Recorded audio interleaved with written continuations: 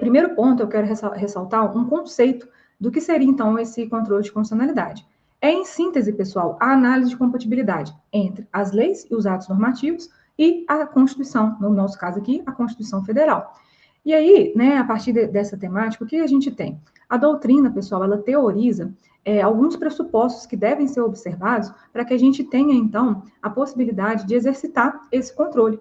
Nós vamos citá-los aqui, correlacionando aspectos teóricos também com a prática e com casuísticas do STF, que é esse perfil que a gente observa quando a gente trata da FGV, né, que é a banca que vai fazer, que vai elaborar o ENAC. Bom, pessoal, o primeiro pressuposto que a doutrina cita é a supremacia e a defesa das normas constitucionais. Quando eu falo em supremacia do texto constitucional, pessoal, em outras palavras, o que eu estou dizendo é que o texto constitucional ele está no ápice do ordenamento jurídico, ele está em uma posição hierarquicamente superior. A gente relembra lá daquela pirâmide, né, de Hans Kelsen, em que a Constituição está no ápice e as demais espécies legislativas estão ali em uma posição inferior, hierarquicamente falando. E também, pessoal, dessa norma constitucional que se extrai a validade de todo o ordenamento jurídico, né? Por isso, supremacia. A doutrina propõe também, pessoal, que deve haver, então, a existência de uma Constituição escrita. Escrita, pessoal, porque é preciso que esse documento, que será o parâmetro, né, do controle de constitucionalidade, ele seja palpável, pessoal, é preciso que ele seja determinado. É por isso que se aponta também na doutrina a impossibilidade, né, de se falar em controle de constitucionalidade quando a gente menciona o direito consuetudinário. Por isso que não haveria, né, a possibilidade de exercer esse controle de constitucionalidade em se tratando, né, dessa aplicação no direito consuetudinário. E aí a gente tem também o outro pressuposto, que é a Constituição se tratar de uma Constituição escrita e rígida. Quando eu falo em rigidez da Constituição, pessoal, eu estou me referindo ao processo de sua modificação. Ele tem que ser, pessoal, mais rigoroso do que aquele processo especificado para a modificação das leis, das demais espécies legislativas previstas em determinado ordenamento jurídico. Aqui no nosso texto constitucional, a gente observa lá no artigo 60, né, que quando a gente vai falar de alteração à nossa Constituição, né, a proposta de emenda constitucional, a proposta de emenda à Constituição, ela tem que ser votada, pessoal, em 2 turnos, nas 2 casas do Congresso Nacional, ou seja, na Câmara dos Deputados e no Senado, e ela tem que ser aprovada, pessoal, por 3/5 dos membros da respectiva casa em que esteja ocorrendo, né, essa votação. Então, a gente tem ali um processo mais rigoroso quando a gente compara, por exemplo, aquele para modificar uma lei ordinária, ou também para modificar uma lei complementar, né? A gente tem um procedimento muito mais rígido se tratando do texto constitucional. Um outro pressuposto também citado, pessoal, é a questão de existir pelo menos um órgão que seja dotado da competência para a realização dessa atividade desse controle. E aí, nesse ponto, especificamente aqui, o Brasil, a gente tem inúmeras particularidades, porque no controle exercitado, né, pelo Poder Judiciário, a gente tem que lembrar que nós temos o controle concentrado e temos também o controle difuso. Quando a gente fala de controle concentrado, quando a gente tem como parâmetro a Constituição Federal, ele é exercitado, né, pelo STF, que é a nossa Corte Constitucional. Por outro lado, quando a gente fala de controle concentrado, a gente tem que lembrar também que ele existe no âmbito dos estados, e ele é exercitado também pelos tribunais de justiça. E aí, o que eu convido vocês a relembrarem um aspecto específico de casuísticas do STF, deixei até aqui nos nossos slides. O STF, pessoal, ele já decidiu que o Estado, né, ele sendo um ente autônomo, no exercício da sua autolegislação, ele pode prever legitimados ativos distintos daquele previsto lá no artigo 103 da nossa Constituição Federal. Vocês vão lembrar que no artigo 103 a gente tem um rol, né, de legitimados ativos para iniciar esse controle concentrado de constitucionalidade. E aí, no âmbito, né, tendo como parâmetro a Constituição Federal. Eu vou citar alguns exemplos, né? A gente tem lá o presidente da República, temos também a mesa do Senado, a mesa da Câmara. A grande questão é que o Estado-membro, ele não está obrigado, pessoal, a reproduzir aquela, né, fazendo, é claro, um paralelismo, né? Por exemplo, prever o governador do Estado obrigatoriamente como um legitimado ativo. Ele tem essa liberdade, pessoal, no exercício do quê? Da sua autonomia. E aí, a grande questão, esse primeiro julgado, ele é até mais antigo, vocês podem verificar, ele data lá de 2006. Mas um pouco mais recente, né, o STF, ele decidiu que, em que pese o Estado ele tem essa liberdade, obrigatoriamente ele deve atribuir ao chefe do Ministério Público Estadual essa legitimidade ativa. Então, né, no caso lá, o Procurador-Geral da Justiça, obrigatoriamente ele tem que constar nesse rol. esses são aspectos específicos quando a gente está falando desse controle de constitucionalidade concentrado no âmbito, então, dos Estados-membros. Ainda, pessoal, quando a gente fala de controle de constitucionalidade, quando a gente está falando de reconhecimento de inconstitucionalidade pelos tribunais, eu convido vocês também a relembrarem um artigo da nossa Constituição, que é sempre cobrado nas provas, que é o artigo 97. Ele prevê ali a regra da cláusula de reserva de plenário, segundo a qual, para que se reconheça a inconstitucionalidade de uma norma nos tribunais, é preciso que seja essa inconstitucionalidade ela seja reconhecida pela maioria dos membros do tribunal ou de seu órgão especial, caso ele seja instituído. E aí, nesse ponto que eu chamo a atenção de vocês. O STF ele já fixou o entendimento de que essa regra da reserva do plenário, né, que é também conhecida como full bench, ela não se aplica, pessoal, no caso de reconhecimento de inconstitucionalidade. Então, né, se eventualmente se uma Câmara do Tribunal está reconhecendo a constitucionalidade da norma, ele não precisa atribuir a votação ao tribunal ou então ao seu órgão especial. Além disso, também, se tratando de juízo de recepção ou não dessas normas, também não é preciso que esteja observada essa regra. E quando a gente fala de interpretação conforme a Constituição, a gente tem já, por outro lado, uma divergência na doutrina.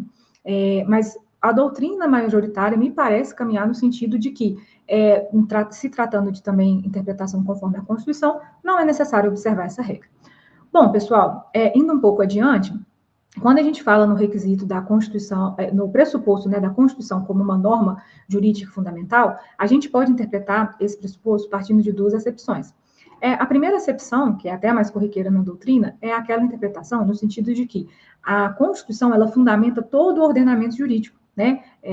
Todo o ordenamento jurídico, até mesmo as propostas de emenda à Constituição, elas têm que considerar o que está ali previsto no texto constitucional, né? Por exemplo, aqui no Brasil, nós temos cláusulas pétreas. Mas, especificamente, né, todos os atos normativos e as leis existentes, elas têm que retirar a sua validade, o seu fundamento da Constituição.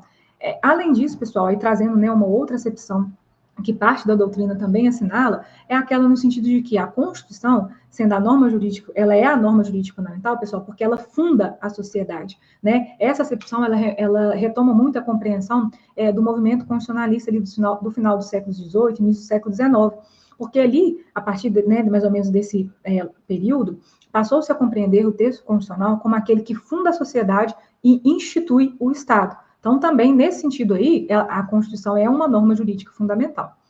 Bom, o último requisito, né, mas não menos importante, é a menção na doutrina de que para a afronta, seja ela positiva, porque a inconstitucionalidade ela pode ser por ação ou por omissão, uma vez verificada essa afronta ao texto constitucional, a gente tem que ter, então, uma sanção para essa violação, que é justamente o quê? Extirpar essa previsão do ordenamento jurídico, né? Retirar essa previsão, seja um ato normativo, seja uma lei, do ordenamento jurídico. Seria essa, então, né, a sanção.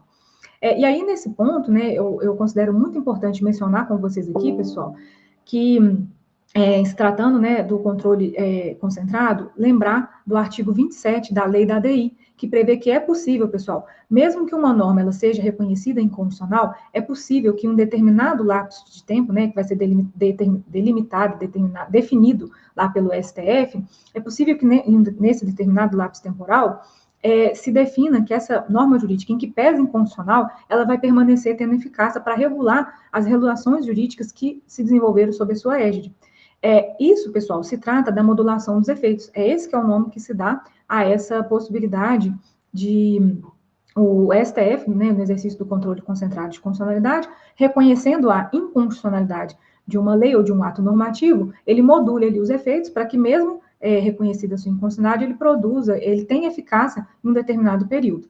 Temos que lembrar que isso, pessoal, essa previsão, ela é excepcional, e tem que ser em razão, para materializar o princípio da segurança jurídica, ou também em razão de um excepcional interesse social. Tem que estar devidamente fundamentado nessa decisão aí do STF. Embora atualmente, assim, seja corriqueiro a gente ver decisões com seus efeitos modulados, né?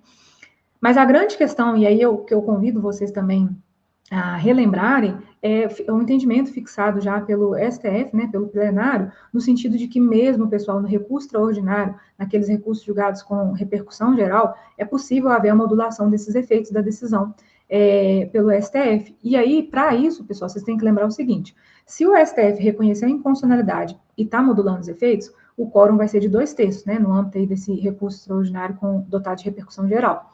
Agora, se ele reconhece a constitucionalidade, mesmo assim, modula os efeitos, a gente vai ter, então, o quórum da maioria absoluta, né, é isso que está escrito aí nessa emenda, depois, eventualmente, né, confiram o inteiro teor, isso também já foi objeto de cobrança de prova, não deixem de verificar e de atribuir uma atenção especial a essa temática também. Bom, pessoal, indo adiante aqui com o tema do controle de constitucionalidade, quando a gente fala em espécies de inconstitucionalidade, existem inúmeras que são previstas ali na doutrina. Eu selecionei duas, até considerando aquele mapeamento, né, que eu fiz das provas aqui, que eu mencionei com você lá no início da nossa aula. E aí eu decidi falar com vocês sobre a inconstitucionalidade por ação ou por omissão. Esses são vistos, pessoal, quanto ao objeto. Quando a gente fala em inconstitucionalidade por ação, a gente está falando de uma conduta, de uma ação positiva, de um determinado poder, né, por parte do poder público, que ali violou, na edição de uma lei ou de um ato normativo, uma previsão da Constituição. Por outro lado, pessoal, quando a gente fala em constitucionalidade por omissão, o que eu estou mencionando ao meu aluno é que a inércia do poder público, ela também é passível de controle e de controle de constitucionalidade. Nesse ponto, pessoal, o que vocês têm que lembrar? A nossa Constituição, ela é permeada por inúmeras normas de eficácia limitada. E essas normas de eficácia limitada, pessoal, elas demandam para a sua materialização a regulamentação por parte do Poder Legislativo e a implementação, né, por parte do nosso Poder Executivo. Ocorre que, às vezes, a gente verifica nesse ponto aí uma inércia, né? A omissão estar omisso é estar inerte. Uma omissão, seja ela total ou parcial, nesses aspectos ligados às normas de eficácia limitada. Então, o primeiro ponto que eu chamo a atenção para você, para ser objeto, né, de controle de inconstitucionalidade por omissão, o STF já fixou esse entendimento no sentido de que a norma ela tem que ser de eficácia limitada. Pode ser uma afronta total ou parcial ao texto constitucional, envolve, então, uma inércia.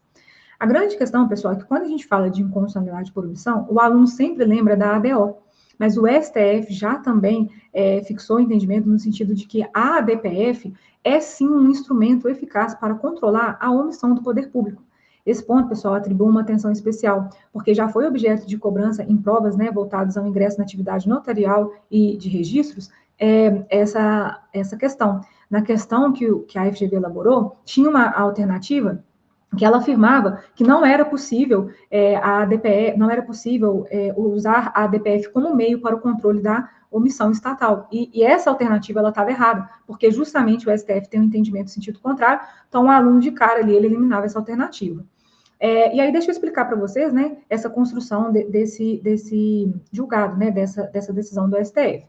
Nessa decisão, pessoal, o STF falou que ela é, sim, um instrumento eficaz para controlar a omissão, desde que essa omissão ela esteja afeta, pessoal, a violação a um preceito fundamental. E, além disso, a gente tem que observar que a ADPF ela tem um caráter subsidiário. Então, aquele que vai, né, iniciar esse processo de controle concentrado lá na ADPF, no STF, e escolhe a ADPF como, né, o seu instrumento, ele tem que estar atento a esse caráter subsidiário desse meio selecionado. E aí, só para vocês entenderem, nesse caso aí, que o STF ele julgou, se tratava da omissão do poder público municipal lá do município de São Paulo. São Paulo, pessoal, ainda tem aquela Corte de Contas, né, municipal, porque vocês têm que lembrar que, atualmente, em regra, né, a atuação dos tribunais de contas, né, seja dos tribunais de contas no Estado, ela é exercitada, como o nome sugere, pelo Tribunal de Contas do Estado. E, quando a gente fala de município, pessoal, o nosso texto constitucional, ele vedou a criação de novos tribunais de contas municipais. Mas no estado, no município do Rio de Janeiro e também de São Paulo, esses tribunais, eles já existiam. Por isso que o STF, aí, quer dizer, a nossa Constituição, ela então manteve, né, a existência desses tribunais. A grande questão, pessoal, é que o município de São Paulo, embora ainda tenha essa Corte de Contas Municipal, ele não regulamentou a atuação do Ministério Público junto a essa Corte de Contas. E aí, né, está violando a simetria com o texto constitucional. Por quê? Porque quando a gente fala do TCU, a gente tem ali o Ministério Público atuando, né, junto a esse Tribunal de Contas da União. No Tribunal de Contas do Estado, a mesma lógica. Porque vocês têm que lembrar que, atualmente, né, o Tribunal de Contas do Estado, eles, né, que auxiliam aí nessa fiscalização das contas do chefe do Poder Executivo dos municípios, né, dos prefeitos. Só que nesses municípios que têm instituído, então, esse Tribunal de Contas, né, municipal, a Corte de Contas Municipal, a gente vai verificar, então, que é a eles que é atribuído, mas tem que regulamentar a atuação do Ministério Público, que vai atuar juntamente a esse Tribunal de Contas, da mesma forma. E o município de São Paulo não fez isso. Então, o STF, ele conheceu da ADPF, né, reconheceu a inconstitucionalidade por omissão do município em regulamentar essa atuação, e aí ele fixou esse entendimento de que a ADPF é, sim, esse instrumento eficaz para controle da omissão. E aí, né, indo um pouco adiante, ainda falando de ADPF, é muito importante vocês também conhecerem o entendimento do STF, no sentido de que a norma que regulamentou a ADPF, que é a Lei 9.882 de 1999, ela é sim, pessoal, constitucional. O Conselho Federal da OAB, ele questionou a constitucionalidade dessa norma. E o que ele argumentou? Ele argumentou, pessoal, que essa norma, ela ampliou muito o leque passível, né, de ser objeto de controle concentrado. Então, ampliou muito a jurisdição constitucional do STF, né, que é a nossa Corte Constitucional. A grande questão por que houve essa ampliação, pessoal? Justamente porque a ADPF permite que leis municipais sejam parâmetros de controle de constitucionalidade lá no STF, desde que haja violação a um preceito fundamental. Da mesma forma, pessoal, por intermédio de uma ADPF, pode-se controlar a recepção ou não de uma norma pelo nosso texto constitucional. E o STF ele não acolheu o fundamento, né, do pedido do Conselho Federal da OAB, pelo contrário, ele reconheceu que a ADPF ela é sim constitucional, que não há violação ao princípio do juiz natural e que, na verdade, ela ampliou o leque de fiscalização pelo Supremo Tribunal Federal, tratando-se sim de uma norma constitucional. Ainda, pessoal, falando sobre as espécies de inconstitucionalidade, né, voltando um pouquinho aqui nos nossos slides, quando a gente fala da classificação quanto à natureza do vício, o vício ele pode ser material, em que se vai observar uma violação ao conteúdo da Constituição, ou ele pode ser formal, né, em que se vai verificar ou uma violação às regras de competência fixadas no texto constitucional, ou algum pressuposto objetivamente previsto para que a lei ou o ato normativo tenha sido editado, ou também, em linhas gerais, a inobservância ao devido processo legislativo. E aqui, pessoal, dentro dessa classificação, né, quanto à natureza do vício, eu quero conversar com vocês especificamente sobre o vício formal. Ele é muito corriqueiro, pessoal, e sempre aparece nas provas da FGV. Por isso que eu quero chamar uma atenção especial do meu aluno. Quando a gente fala, né, do vício de natureza formal, a gente observa lá na doutrina que há 3 subespécies desse vício, que seria a inconstitucionalidade formal orgânica, quando não se observa regras de competência fixada no texto constitucional. A gente tem inconstitucionalidade formal por descumprimento dos pressupostos objetivos do ato previsto no texto constitucional e também uma inconstitucionalidade formal propriamente dita, que é aquela em que justamente não se observa o devido processo legislativo. Aqui, pessoal, eu vou falar com vocês sobre cada um deles, mas nesse momento eu quero conversar sobre a inconstitucionalidade formal por descumprimento dos pressupostos objetivos do ato previsto no texto constitucional. A doutrina cita como exemplo desse vício de inconstitucionalidade formal a edição, por exemplo, de uma medida provisória em que não se tem, pessoal, relevância e urgência na matéria ali tratada.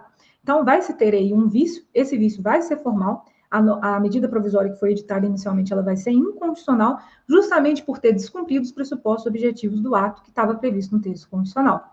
Um outro exemplo que aparece, e esse já caiu em provas da FGV mais de uma vez, por isso que eu quero dar uma atenção especial, é a questão, pessoal, da criação, incorporação, fusão, desmembramento de municípios. O nosso texto constitucional, lá no artigo 18, parágrafo 4º, vocês podem fazer a conferência aí, ele prevê que para que seja criado, né, um município, é preciso que ele seja criado, desmembrado, incorporado, né, a gente até pode consultar aqui o artigo, mas são essas as nomenclaturas usadas no nosso texto constitucional. A grande questão, pessoal, é que é preciso que haja uma lei estadual, né, vamos pôr aqui no meu exemplo, criando esse município. Essa lei estadual ela tem que ter sido editada, pessoal, dentro de um lapso temporal previsto em uma lei complementar federal. E, além disso, também a população que vai ser envolvida, ela tem que ser consultada mediante um plebiscito. E aí, o que é a questão? Não existe, pessoal, lei federal complementar regulamentando esse período aí em que vai poder ser criado, desmembrados os municípios. E, em que pese não existe essa lei complementar federal, inúmeros municípios foram criados. E aí, o que aconteceu, né? Diante, assim, da dificuldade que seria, e também considerando a força normativa dos fatos, editou-se, então, uma emenda constitucional, já que haveria um grande prejuízo à população envolvida, em relação ali que seria influenciada, né, alcançada pelos efeitos da extinção desses municípios que foram criados inconstitucionalmente, porque não há essa lei complementar federal, então houve uma edição de uma emenda constitucional no ADCT 96, foi reconhecida a constitucionalidade dos municípios criados até 31 de dezembro de 2006. Depois desse período, pessoal, qualquer município que vier a ser criado, a sua criação vai ser incondicional. Vai ser incondicional sob a perspectiva formal, por descumprimento dos pressupostos objetivos do ato previsto para a edição do ato, né, previsto, porque inobservou o texto constitucional. A gente tem que ter, depois vocês confiram lá, esse artigo 18, parágrafo 4º, todos os requisitos ali elencados, e a gente não tem essa lei complementar federal regulando esse lapso temporal aí, em que esses municípios poderão ser criados, membrados, incorporados. Tenham bastante atenção, a FGV já cobrou essa temática mais de uma vez em suas provas. Ainda, pessoal, falando aqui sobre a inconstitucionalidade, eu quero chamar a atenção de vocês, especificamente, pessoal, para agora comentarmos um pouco sobre a inconstitucionalidade formal orgânica. Essa é uma inconstitucionalidade que a gente sempre também verifica nas provas da FGV. Quando eu falo, como eu mencionei no primeiro momento, inconstitucionalidade formal orgânica, trata-se de uma inobservância das regras de competência distribuídas no texto constitucional. Vocês vão lembrar, associando aqui também a minha fala à questão da organização do Estado, que, como forma de Estado, o Brasil adotou a federação, né, o federalismo, né, nós somos uma federação. E sendo uma federação, pessoal, os nossos entes federativos, União, Estados-membros, Distrito Federal e município, são autônomos. Eles não são soberanos, mas são autônomos, que soberania quem detém é só a República Federativa do Brasil. Mas sendo autônomos, o que é a grande questão, pessoal? É que não há hierarquia entre esses entes. E aí, como o texto constitucional delimitou, então, a atuação de cada ente federativo? Por intermédio da distribuição de competências. E aí, quando a gente fala em assuntos relacionados a normas de diretrizes e bases da educação, o texto constitucional atribuiu lá por intermédio do artigo 22, inciso 24, à União a competência legislativa privativa para editar essas normas. A União já exerceu essa competência, em 1996 editou uma lei. E aí a grande questão, pessoal, é que inúmeros municípios, eles editaram lei proibindo o uso da linguagem neutra nas escolas públicas ou privadas e em editais também de concurso público. E essas leis, pessoal, foram reconhecidas inconstitucional, justamente por quê? Porque ao definir, né, a forma como a língua portuguesa vai ser utilizada, está se tratando de currículos, propostas de metodologias de ensino, propostas metodológicas, e interferindo, assim, então, na competência privativa da União para legislar sobre diretrizes e bases da educação. E aí, o que eu quero mencionar com vocês? Vocês vão observar aqui, né, até pelo julgado, que se tratando de norma municipal, foi ajuizada uma ADPF. Em se tratando de norma estadual, foi ajuizada uma ADI. E por que não foi ajuizada uma ADI contra a lei municipal? Porque contra a lei municipal, o que cabe à ADPF, pessoal, é contra lei municipal, por ser, então, um caráter subsidiário, né? A ADI, para que ela seja cabível, a gente tem que se tratar o objeto de parâmetro de uma lei federal, lei ou ato normativo federal, ou de uma lei ou ato normativo estadual. Inicialmente, talvez tenha ficado um pouco confuso, mas só para delimitar, então. A ADI, ela tem como objeto, pessoal, lei federal, lei ou ato normativo federal, ou lei ou ato normativo estadual. Você não vê lá na lei que regulamenta a ADI a hipótese de previsão tendo como objeto de parâmetro uma lei municipal. Por isso, né, que coube, então, foi a ADPF. Lembre-se, pessoal, que a ADPF ela tem esse caráter subsidiário.